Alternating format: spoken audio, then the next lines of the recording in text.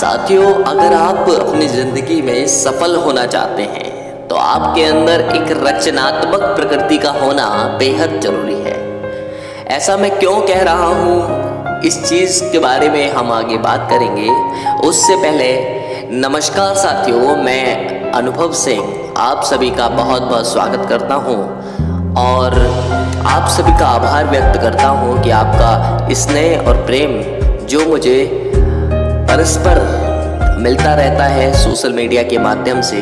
अगर आप मेरे चैनल पर नए हैं तो मेरे चैनल को आप सब्सक्राइब कर लीजिए, ताकि मेरी आने वाली जो कुछ सीरीज़ होंगी अब वो आपको कंटिन्यू मिल सके। तो साथियों, हम बात कर रहे थे कि रचनात्मक प्रकृति का होना बेहद आवश्यक क्यों है।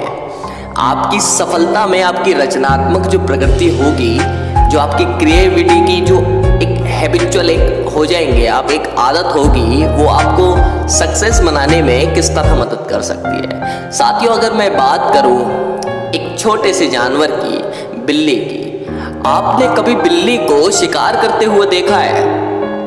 बिल्ली जब भी चूहे का शिकार करती है और जब वो अपने दांतों से उस चूहे को पकड़ लेती है, उसकी गर्दन को पकड़ लेती है, आपने ध्यान दिया है, जब वो उस चूहे को अपने दांतों से पकड़ती है तभी उस चूहे की मौत हो जाती है और वो चूहा मर जाता है। तो साथियों, वहीं अगर दूसरी तरफ देखा जाए तो जो बिल्ली है, जब वो अपने बच्चे को लेकर एक जगह से किसी दूसरी जगह पर लेकर जाती है तो वहाँ भी वो ऐसा ही कुछ करती है। वहाँ भी वो अपने बच्चे की गर्दन को अपने दांतों से पकड़ती है।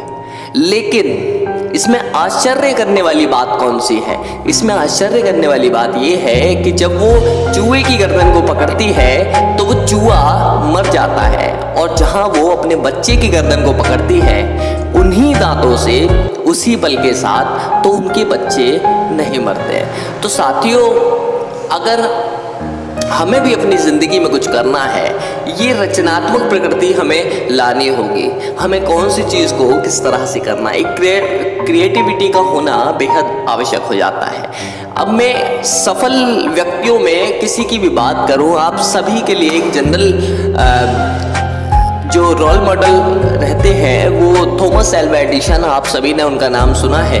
अगर मैं उनकी बात करूं तो आपने बचपन की उनकी अगर कहानियों के बारे में सुना हो, बचपन की जो उनकी दिनचर्या रही है, उन्होंने तकरीबन 10,000 बार उन्होंने एक्सपेरिमेंट्स किए थे। लेकिन उससे पहले जब वो बचपन में छोटे थे तो उन्होंने इसी तरह से कुछ कीड़ों का इकट्ठा करके और उनका एक जूस निकाला और जो उनकी मेड थी उसको भी पिलाया था, जिससे वो बेहोश हो गई थी।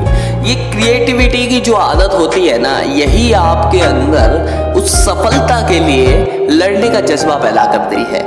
आप नई नई चीज़ों का इन्वेंशन करना स्टार्ट कर देते हैं, जिससे कहीं ना कहीं आप सफलता के और भी नज़दीक पहुंचते जाते हैं। तो नमस्कार साथियों, आज की कहानी में बस इतना ही और मैं आशा करता हूँ कि आप सभी सफलता के नए शिखर छूने के लिए तैयार हैं और आप जहाँ भी हैं वहीं से प्रयास कीजिए, जिस हाल में हैं वहीं से प्रयास कीजिए। आपके पास जो भी है, आप रोना मत रोइए कि मेरे पास ये नहीं है या मेरे पास इस चीज़ की कमी है। आपको जैसा बनाया है भगवान ने, संपूर्ण बनाया है।